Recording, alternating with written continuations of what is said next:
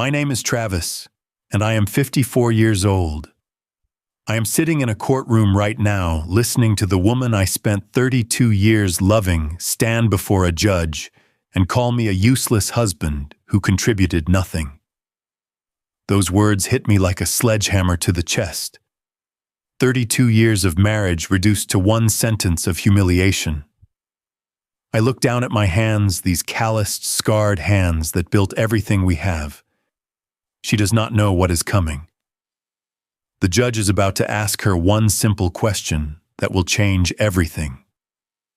Before I take you back to where this all began, I want to ask you something. Where are you watching from today? Drop your location in the comments below. And if you believe that hard work and sacrifice deserve to be recognized, hit that like button and subscribe to this channel. Trust me, you are going to want to stay for this one. Now let me take you back 32 years ago when I thought I had found my forever. I was 22 years old when I first saw Linda. Fresh out of trade school with an electrician certification in my pocket and barely enough money to afford rent on a tiny apartment in Columbus, Ohio. I was working as an apprentice for a local electrical company, learning the ropes from guys who had been pulling wire longer than I had been alive. Life was simple back then. Wake up, work, come home, sleep, repeat. I did not have much, but I had dreams. Big dreams about building something meaningful with my life. There was this little coffee shop on the corner of 5th and Main called The Morning Grind.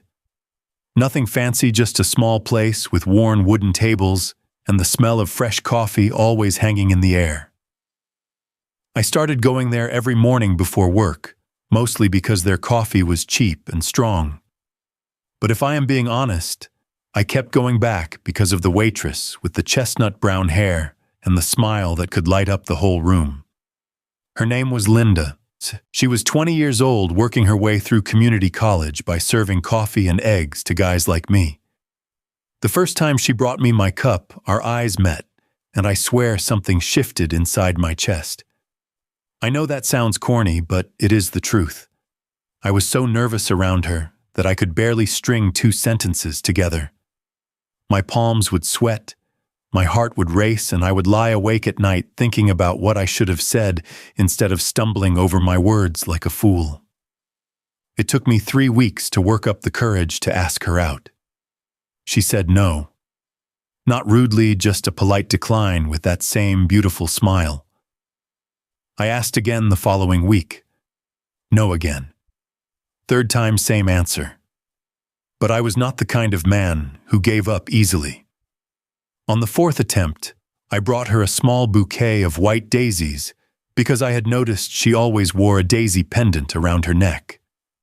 Her eyes softened when she saw those flowers, and finally she said yes. Our first date was a movie at the old theater downtown. I cannot even remember what we watched because I spent the whole time stealing glances at her in the darkness, wondering how I got so lucky. After the movie, we walked through the park, talking until the stars came out. She told me about her dreams of having a family someday, a house with a big backyard, children running around. I told her I would give her all of that and more. Looking back, I realize I meant every single word. We dated for 2 years. Every week, no matter how tight money was, I would buy her a bouquet of white daisies. It became our thing. She would smile that smile, and I would feel like the richest man in the world. When I finally proposed, it was not with a fancy ring or an elaborate plan. I got down on one knee in that same coffee shop where we met, pulled out a small diamond ring I had been paying off in installments for 6 months, and asked her to spend forever with me. She cried and said yes, and I thought my heart would burst from happiness. Our wedding was simple. We held it in the backyard of my parents' house on a warm September afternoon. About 50 people attended, mostly family and a few close friends. Linda wore her mother's wedding dress, altered to fit her perfectly. I borrowed a suit from my older brother because I could not afford to buy one. None of that mattered, though. When I saw her walking toward me down that makeshift aisle between folding chairs, I felt like the luckiest man alive. I remember our vows clearly. When it was my turn, I held her hands and said, "I will build you a life, Linda. Brick by brick with these two hands. I promise you will never want for anything." She looked at me with tears in her eyes and whispered back, "I do not need a mansion, Travis. I just need you." We sealed those promises with a kiss, and I truly believed we would keep them forever. Our honeymoon was a single night at a budget motel outside the city. The room smelled faintly of cleaning supplies, the bed squeaked with every movement, and the air conditioning unit rattled all night. But lying there with Linda in my arms, listening to her breathe softly against my chest, I felt like we were in a 5-star resort. We talked about the future until the sun came up. How many kids we would have, what we would name them, the house we would build someday. Everything seemed possible. The first few years of our marriage were lean but happy. We rented a 1-bedroom apartment that was barely big enough for the two of us. The kitchen was so small that we could not both stand in it at the same time. We cooked meals on a second-hand gas stove and ate dinner on a folding table that doubled as our desk. Money was always tight, but we made it work. I worked 6 days a week, taking every overtime shift I could get. Linda found a job as a bookkeeper for a small accounting firm. Together we saved every penny, dreaming of the day we could buy our own home. We kept a jar on the kitchen counter labeled House Fund, and every week we would drop in whatever cash we could spare. Some weeks it was $20. Some weeks it was just loose change. But that jar slowly filled up, and so did our hopes.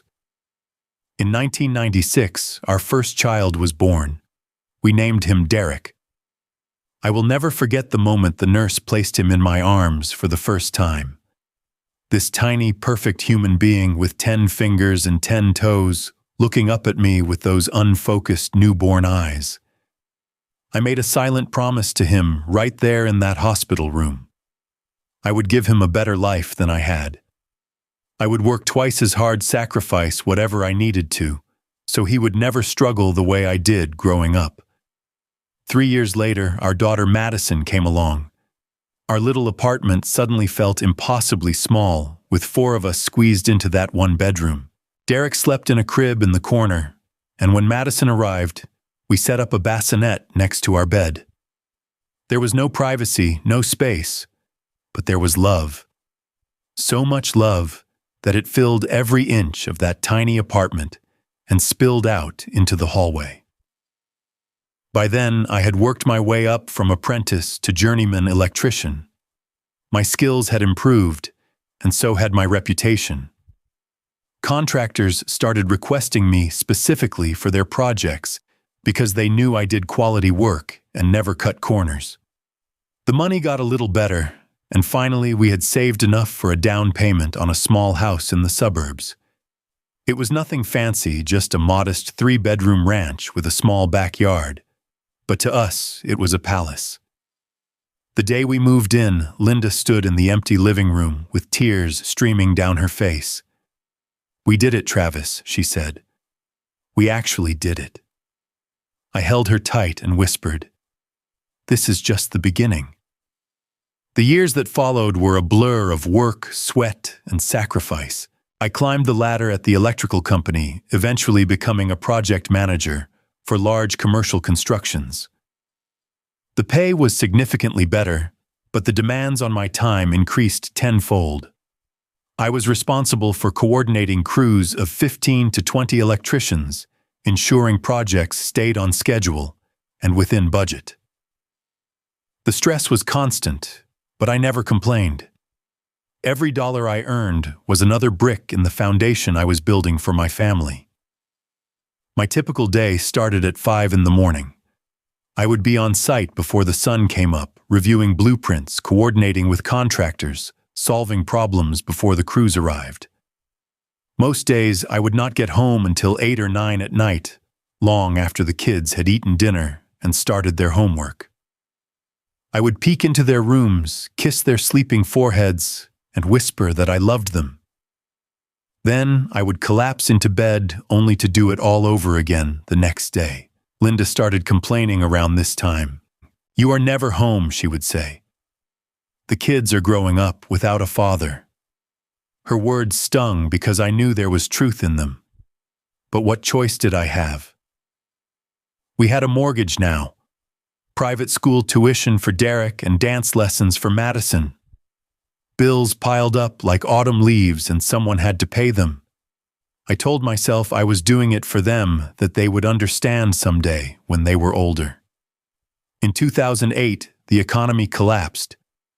Construction projects dried up almost overnight. Companies that had been hiring aggressively suddenly started laying off workers by the dozens. I watched friends and colleagues lose their jobs, their homes, their families. I was terrified that the same thing would happen to us. So I did what I had always done. I worked harder. I started taking side jobs on weekends. Residential electrical work, small repairs, anything to bring in extra money. There were stretches where I worked 7 days a week for months at a time without a single day off.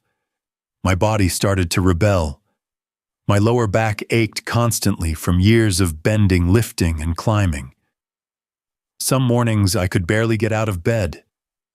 But I never told Linda about the pain. She had enough to worry about without adding my health problems to the list. During those difficult years, I missed a lot. Derek's championship baseball game where he hit the winning home run. Madison's dance recital where she performed her first solo. Parent-teacher conferences, school plays, birthday parties. I was always working, always chasing the next paycheck, always trying to stay one step ahead of the bills. Each time I missed something, I promised myself I would make it up to them. Next time I would be there. But next time kept getting pushed further and further away. In 2012, I made a decision that would change everything. I took every dollar we had saved and bought a 2-acre plot of land in a nice neighborhood about 40 minutes outside the city. The land was cheaper out there, and I had a plan. Instead of buying a house, I would build one myself, with my own hands, using skills I had spent 20 years perfecting. For the next 3 years, every weekend and every spare moment went into that house. My buddies from work came to help when they could. We poured the foundation ourselves, a back-breaking process that took 2 full weekends. We framed the walls, installed, the plumbing ran, all the electrical wiring.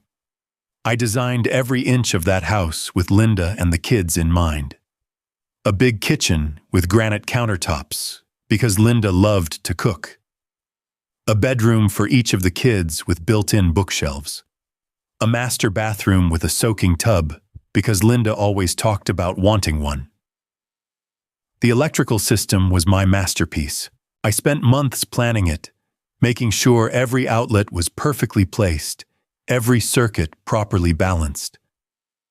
I installed dimmer switches throughout the house under cabinet lighting in the kitchen and outdoor fixtures that would illuminate the wraparound porch I built by hand. There was not a single wire in that house that I did not personally strip, connect, and secure. When we finally moved in, Linda walked through each room with wide eyes. "It is beautiful," she said, running her hand along the custom millwork I had spent 3 weekends sanding and staining. That was all she said. No thank you. No acknowledgement of the 3 years of weekends I had sacrificed to build her dream home. At the time, I told myself she was just overwhelmed. She would appreciate it later once the newness wore off. Then came the college years. Derek graduated high school in 2014 and got accepted to a state university to study software engineering. Tuition, room, and board cost nearly $20,000 a year. Madison followed 3 years later, pursuing a business degree at another university with similar costs. I wanted them to graduate without the crushing burden of student loans, that I had seen destroy so many young people's lives. I did something I never told Linda about. I emptied my retirement account. 23 years of contributions, matching funds, compound interest. Gone. Every penny went toward tuition payments, textbooks, and living expenses for Derek and Madison. I figured I could rebuild the retirement fund later, once the kids were done with school. What mattered was giving them a clean start in life, free from debt. Those years nearly broke me physically. I was in my late 40s, still working 60 to 70-hour weeks, at my regular job, taking side work on weekends, and trying to squeeze in time to fix things around the house. The chronic back pain became my constant companion. Some days, the only thing that got me out of bed was knowing that my family was depending on me. I could not afford to slow down. Not yet. The first signs of trouble appeared so gradually that I almost missed them. It was 2019, and both kids had finally graduated and moved out on their own. Derek landed a software development job in Seattle and got married to a nice girl named Heather. Madison moved to Chicago for a position at a marketing firm. Our house, which had once been filled with noise and activity, suddenly felt enormous and empty. Linda started changing in ways I could not quite put my finger on. She began going to the spa regularly, something she had never done before. Shopping trips became more frequent. Her closet filled with new clothes, new shoes, new handbags. She changed her hair color from the natural chestnut brown I had always loved to a highlighted blonde. At first I thought it was a good thing. Maybe she was finally taking time for herself after years of raising children. She deserved that. But then came the distance. We had always eaten dinner together, talking about our days, sharing stories, making plans. Now Linda seemed distracted at meals. Her phone buzzed constantly with text messages that she would glance at and smile. When I asked who was texting, she would say it was just the girls from her book club. I had no reason not to believe her. One night, I woke up around 2 in the morning and reached for Linda only to find her side of the bed empty. I walked through the dark house and found her standing on the back porch, whispering into her phone. When she saw me through the glass door, she quickly ended the call. I asked who she was talking to at this hour. She said it was her sister Carol calling from California, something about the time difference. I nodded and went back to bed, but something felt wrong. Over the following weeks, I caught her on the phone at odd hours several more times. Each time she had an explanation ready. A friend going through a divorce who needed to talk. Her mother who could not sleep and wanted company. Work colleagues discussing a project. I wanted to believe her. I needed to believe her. After 30 years of marriage, the alternative was unthinkable. Then one night I saw the name on her screen. Kevin. She had just set her phone down on the kitchen counter to pour herself a glass of wine, and a text message popped up. I only caught a glimpse before the screen went dark, but it was enough. I did not say anything that night. I did not know what to say. A few months later, Linda suggested we sleep in separate bedrooms. She said my snoring had gotten worse over the years and was affecting her sleep. I was hurt, but I did not want to be selfish about it. If my snoring was keeping her awake, maybe separate rooms made sense. I moved my things to the guest bedroom without argument.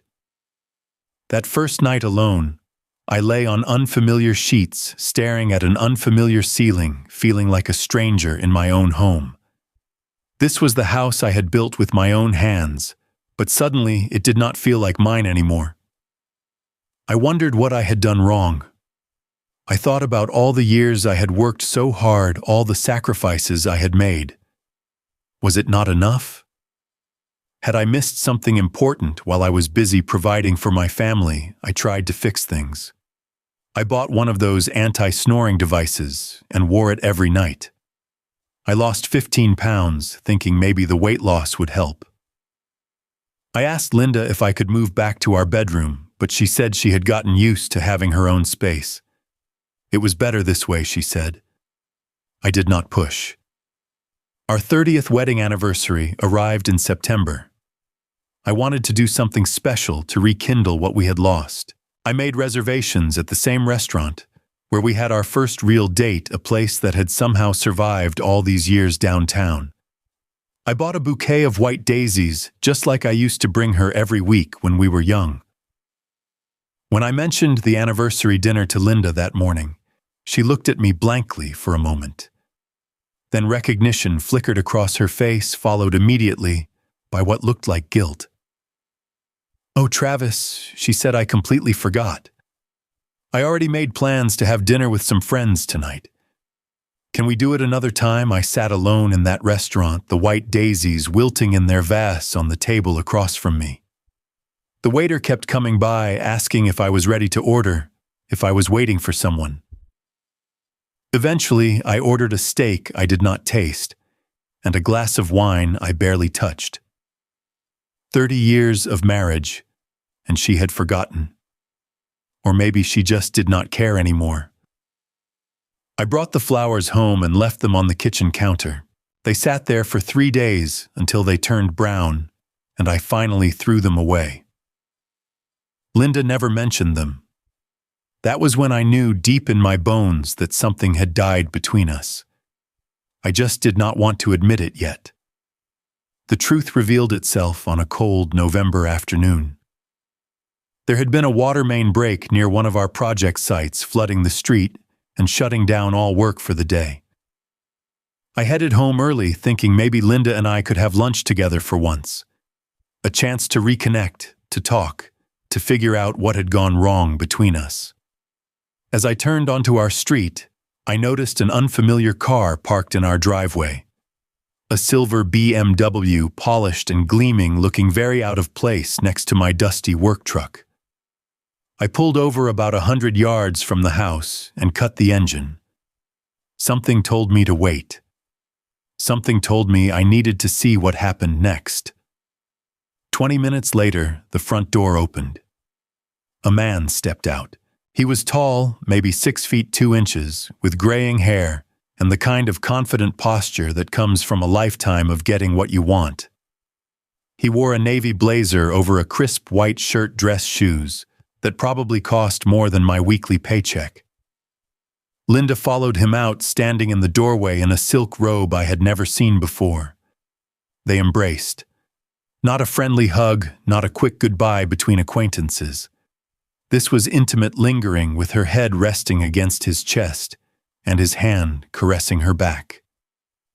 Then he kissed her forehead, got in his BMW, and drove away. Linda watched until his car disappeared around the corner before going back inside. I sat in my truck for a long time. My hands gripped the steering wheel so tightly that my knuckles turned white. My heart pounded in my ears, drowning out all other sounds. I wanted to scream, to punch something, to march into that house and demand answers. But I could not move. I just sat there watching my entire world collapse in slow motion. Eventually, I drove to a park a few miles away and sat on a bench by the lake. I stayed there until the sun went down, trying to make sense of what I had seen. 32 years. 3 decades of waking up before dawn, of working until my body ached, of missing recitals and ball games and birthdays. I had given everything I had to build a life for us, and this was how it ended. With another man kissing my wife goodbye in the doorway of the house I built with my own hands. That night I confronted her. I asked about Kevin using the name I had seen on her phone months earlier. Linda did not deny it. She did not cry or apologize or beg for forgiveness. She just looked at me with an expression I had never seen before. Cold, distant, almost contemptuous. "Kevin makes me feel alive," she said. "You just make me feel like a housekeeper." I asked her what she was talking about. I had given her everything, the house she always wanted, the life she had dreamed about when we were young and broke, the education for our children. "You built a house, Travis," she replied. "Not a marriage? You were never here. You were always at work, always on some job site, always too tired to talk when you finally came home. I raised those children alone. I managed this household alone. Kevin actually sees me. Kevin actually listens. The injustice of it hit me like a physical blow. I worked those hours for her, for them. Every overtime shift, every weekend, side job, every aching muscle and sleepless night. It was all for them. How could she not see that I reached out to Derek and Madison desperate for some understanding, some acknowledgement that my sacrifices had not been invisible? Derek answered on the third ring. When I told him what had happened, his response cut deeper than Linda's betrayal. "Dad," he said, "maybe Mom has a point. You were always working. I barely remember you being around when I was growing up." I called Madison next. Her words were equally devastating. "I have memories of going to Dad's work," she said. "But I do not have memories of Dad being at my dance recitals. There was always an excuse, always a project that could not wait." I tried to explain. I worked so they could go to college without debt. I worked so they could have opportunities I never had. But they did not want to hear it. The conversation ended with awkward silence, and I was left alone with the realization that everything I had sacrificed had gone unnoticed and unappreciated. 2 weeks later, I was served with divorce papers. Linda wanted everything. The house I built with my own hands. 60% of all our assets. Monthly alimony payments that would bleed me dry for years. Her lawyer was a partner at a downtown firm, a friend of Kevin's named Richard Hartwell. I looked him up online. His hourly rate was probably more than I made in a day. I could only afford a young attorney fresh out of law school. His name was Marcus Webb, 28 years old, still paying off his own student loans. His office was a cramped room above a dry cleaner's shop. Not exactly David versus Goliath, but it was the best I could do. The night after I was served with those divorce papers, I sat alone in the dark living room of the house I had built. All the lights were off except for the soft glow of the street lamp filtering through the curtains. I looked around at the walls I had framed, the floors I had laid, the electrical outlets I had wired. Every inch of this place held a memory of my labor, my sweat, my devotion to a family that no longer seemed to want me. I thought about just giving up, signing whatever papers they put in front of me, letting Linda have everything, and walking away with nothing but the clothes on my back.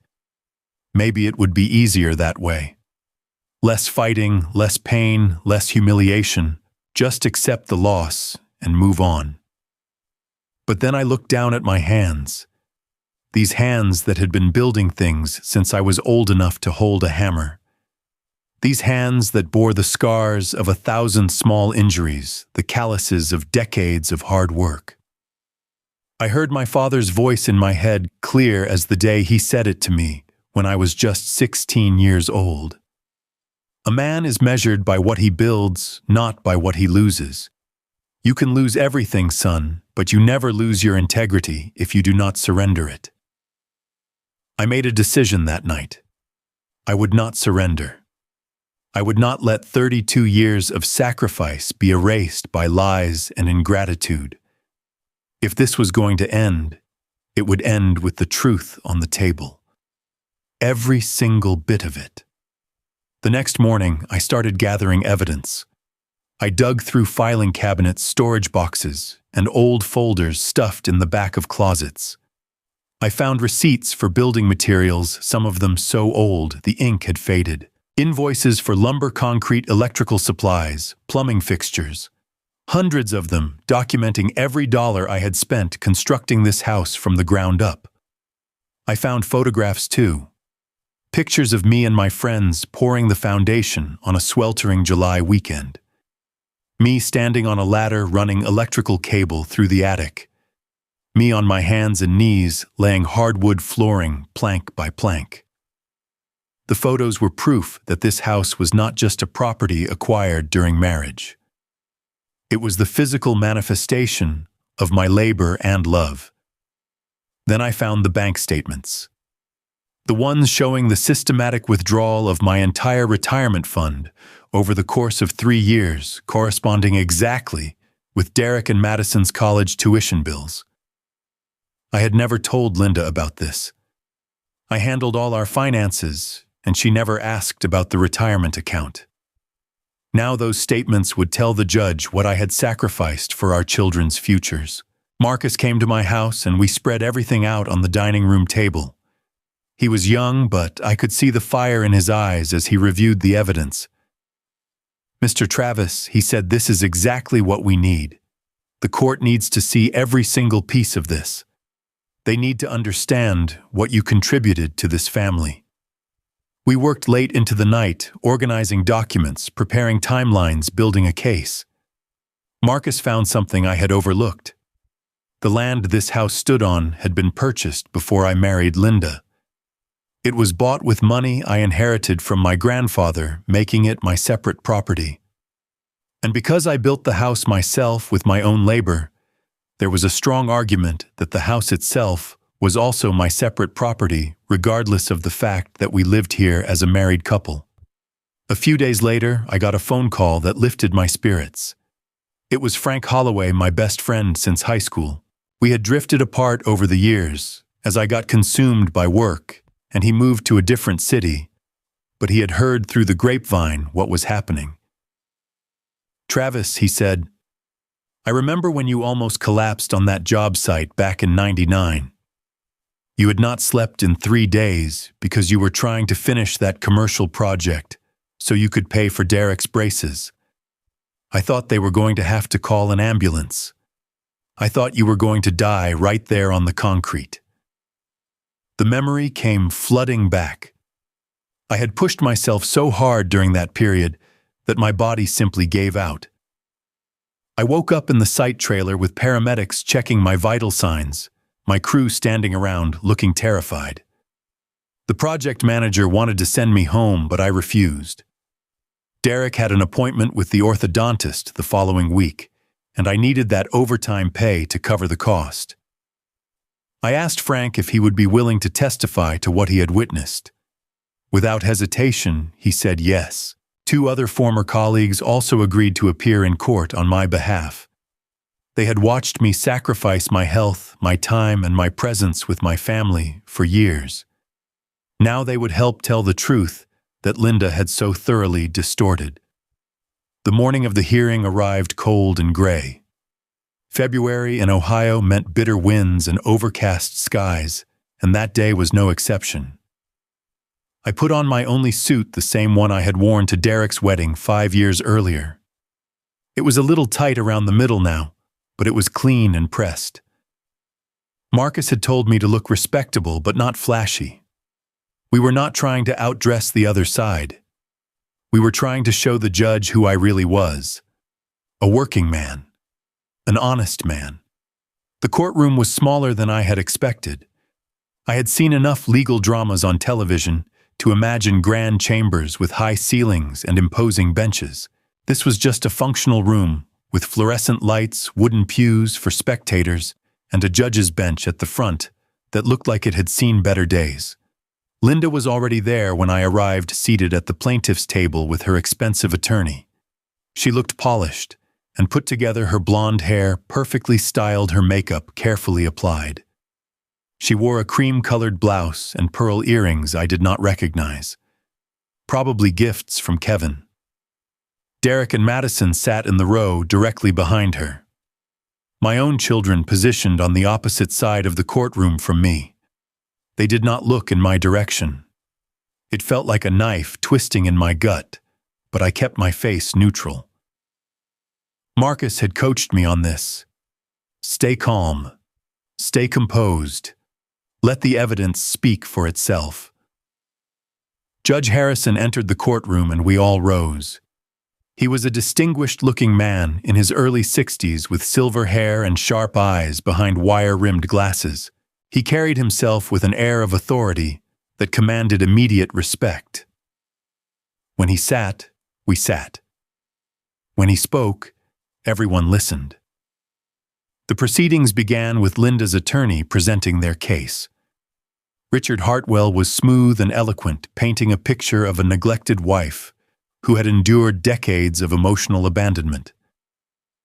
He described Linda as the primary caregiver who had raised 2 children essentially on her own, while her husband prioritized his career over his family. Then Linda took the stand. She spoke with practiced emotion, her voice catching at carefully calculated moments. She talked about all the events I had missed, all the dinners eaten alone, all the holidays where I had to work. She made it sound like I was never there, like I had contributed nothing but a paycheck that she could have easily earned herself.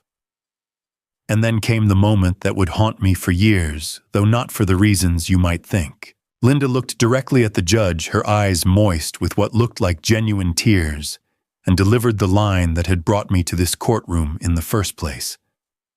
"Your Honor," she said, her voice trembling slightly. "I was married to a ghost. He was never home. He never attended our children's important events. He contributed nothing to this family except a paycheck. I raised those children alone. I managed this household alone. Travis is a useless husband who contributed nothing." The words echoed in the silent courtroom. I saw Derek and Madison nodding in agreement behind their mother.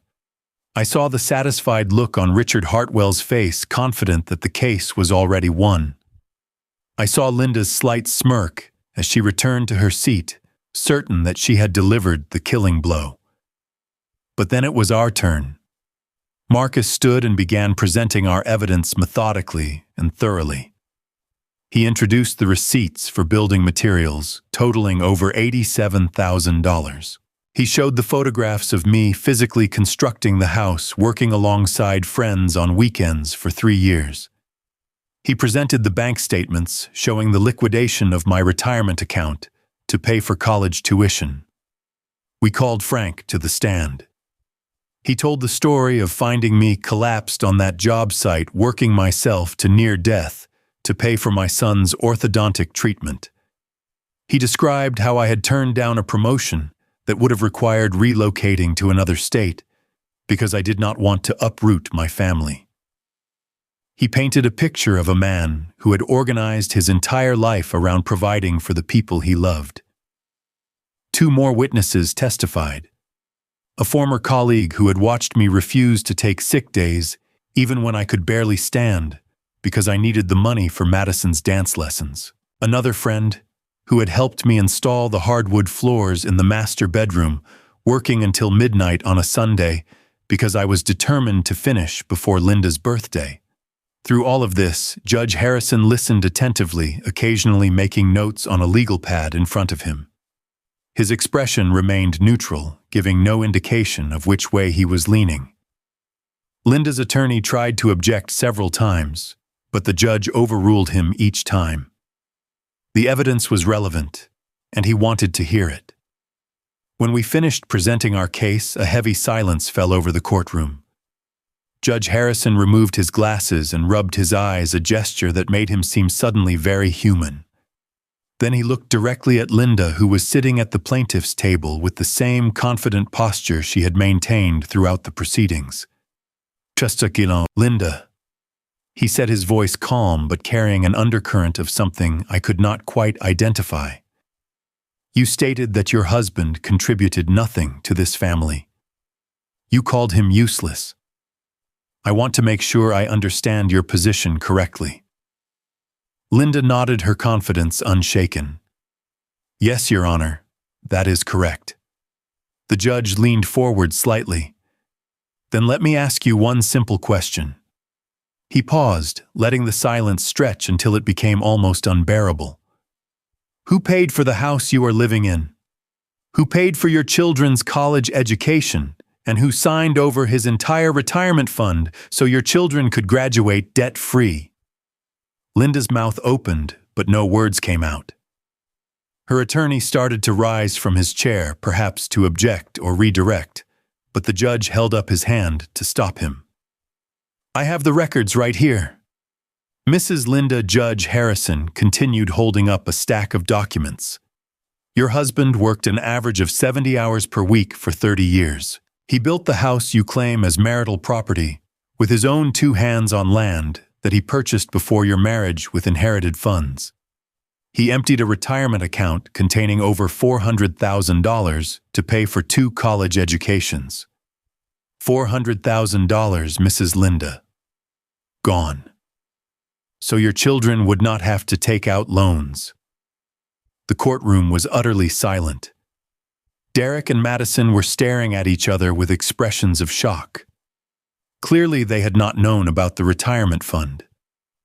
Linda's face had gone pale, her earlier confidence evaporating like morning fog. The judge continued, his voice gaining an edge now. "And you call this man useless? You say he contributed nothing." He leaned back in his chair and shook his head slowly. "I have been on this bench for 23 years, Mrs. Linda. I have seen a lot of divorces. I have seen spouses who truly contributed nothing. Your husband is not one of them." I watched Linda shrink in her seat, her composure finally cracking. Her attorney whispered something urgent in her ear, but she did not seem to hear him. For the first time since this nightmare began, she had been rendered completely speechless. Judge Harrison called for a brief recess before delivering his ruling.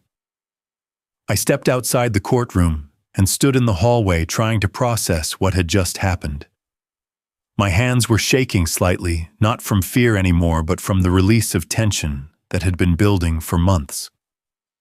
When we reconvened, the judge wasted no time.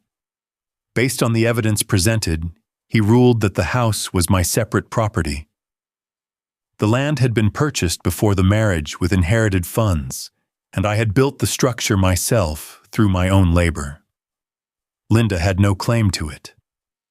The retirement fund that had been liquidated for college tuition was also recognized as my separate contribution to the children's welfare. Since those funds were gone, there was nothing to divide, but the judge noted that any future inheritance claims by the children should take this sacrifice into account. As for alimony, the judge denied Linda's request entirely. She had maintained steady employment throughout the marriage, earning a respectable salary that was sufficient to support herself. There was no legal basis for requiring me to provide ongoing financial support. The remaining marital assets, primarily our savings accounts and some investments, were divided equally. It was not a windfall for either of us, but it was fair. More importantly, it was just. Linda left the courtroom without looking at me. Kevin was waiting for her in the parking lot, leaning against his BMW with studied casualness. I watched through the window as she walked toward him, her shoulders slumped in a way I had never seen before. Then they drove away, and I felt something lift from my chest. Not happiness exactly, but something close to it. Freedom, maybe. Derek approached me in the hallway. "I did not know about the retirement fund, Dad," he said, his voice cracking slightly.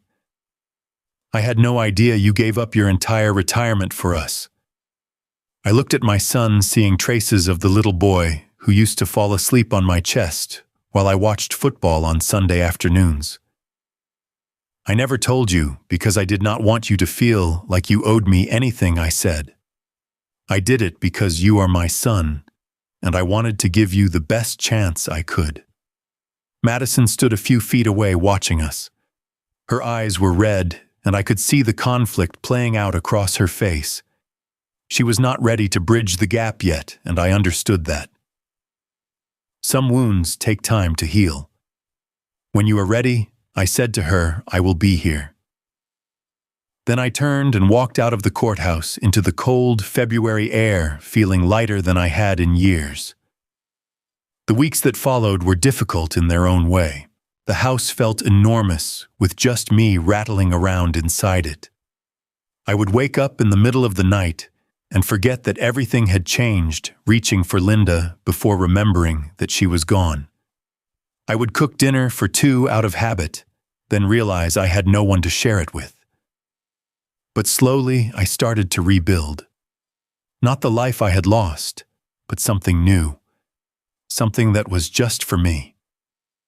I started a garden in the backyard. Nothing fancy, just some tomato plants and herbs and a few rows of vegetables. It gave me a reason to be outside, a reason to get my hands dirty with something other than electrical wire. There is something healing about watching things grow, about nurturing life from seed to harvest. Frank started coming by every weekend. We would sit on the porch I had built drinking beer and talking about the old days. Sometimes we would fish at the lake a few miles away, standing in comfortable silence as we waited for the fish to bite. Those afternoons became sacred to me, a reminder that I still had people who cared.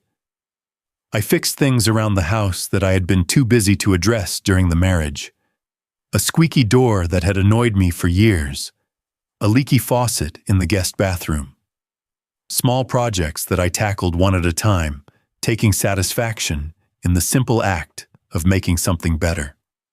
6 months after the divorce was finalized, Madison called. It was the first time we had spoken since that day in the courthouse. "Dad," she said, her voice small and hesitant. "Can we talk?" We met for coffee at a diner halfway between my house and her apartment in Chicago. She told me she had been doing a lot of thinking, remembering things from her childhood that she had forgotten or maybe chosen not to remember. The time I drove 5 hours through a snowstorm to get to her 8th grade graduation. The weekends I spent teaching her to ride a bike in the park. The night I stayed up until 3 in the morning, helping her finish a science project, because her partner had bailed at the last minute. "I did not know, Dad," she said, tears streaming down her face. "I only remembered the times you were not there. I did not remember all the times you were." I reached across the table and took her hand. "That is okay, sweetheart," I said. "I could have been better too. We all could have been. It was not a complete reconciliation, not yet. Trust once broken takes time to rebuild. But it was a start." Derek and I had similar conversations in the months that followed. Slowly, painfully, we were finding our way back to each other. As for Linda, I heard through the grapevine that her relationship with Kevin fizzled out about a year after our divorce. Apparently, he was not so interested in her once the excitement of the affair wore off and the reality of actual commitment set in. I would be lying if I said I did not feel a small twinge of satisfaction at that news, but mostly I just felt nothing. She was part of my past now, a chapter that had ended. I am sitting on my porch now, watching the sun set over the garden I have come to love. The tomatoes are coming in nicely this year, fat and red on the vine. The rosemary has grown so thick that I have started giving bundles of it to the neighbors. The house I built with my own hands stands solid and strong around me, a testament to decades of hard work and dedication. I am 54 years old. I have lost a wife, and for a while I thought I had lost my children too. I have experienced betrayal that cut so deep I did not think I would ever recover. But sitting here watching the golden light spread across the lawn, I realized something important. The people closest to us do not always see our value, not because we are worthless, but because they have grown so accustomed to receiving that they have forgotten to notice. That is not an excuse for what they did, but it is a lesson I had to learn the hard way.